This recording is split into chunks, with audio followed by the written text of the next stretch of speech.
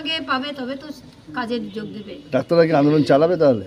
আমি জানি না ঠিক। আপনি কি মনে করছেন মুখ্যমন্ত্রী এত আন্দোলনের সারা থেকে ভয় পেয়ে গেছেন, তার ফলে এই ধরনের কথা বলছেন যে দুর্গাপূজা আন্দোলনের গলা টিপে মারতে উনি চেয়েছেন, যাতে আন্দোলনটা থেমে গেলে উনি ওনার নিজের জায়গায় ভালোভাবে ফিরতে পারবেন। কে?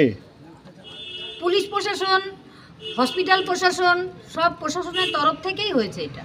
কিন্তু বলা হচ্ছে যে আজকে রাজ্য সরকারের আইনজীবী বলেছে 23 জন মারা গেছে এই আন্দোলনের জেরে।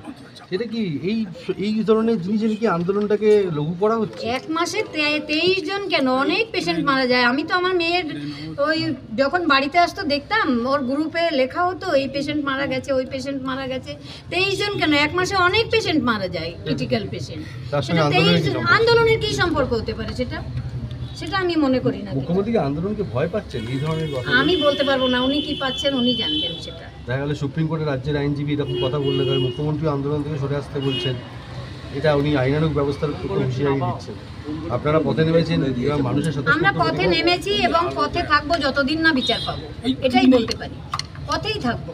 যেভাবে মানুষের কান্না আপনাদের দেখে, সেটা তো আপনারা তো মানে একটা স্বতঃস্ফূর্ত প্রতিবাদ দেখছেন। হ্যাঁ, এখন মানুষের আন্দোলন উনি যদি প্রতিহত করে দিতে চান, আমাদের আন্দোলন করতে পারবেন না। আমরা বাবা মা হিসাবে আমরা আন্দোলন চালিয়েই যাব। সবাই কাঁদছে, জাস্টিস চাইছে, এই সময় পুজোয় ফিরতে বলছে, উৎসবে ফিরতে বলছে, এটা কতটা অমানবিক বলে মনে হচ্ছে? আমার অমানবিক মনে হচ্ছে, কারণ আমি তো মেয়ের মা, আমি তো সন্তান হারিয়েছি, তাই আমার অমানবিক মনে হচ্ছে। আর আমি কিছু বলছি না। দিদি কেন, কাকিমা কেন?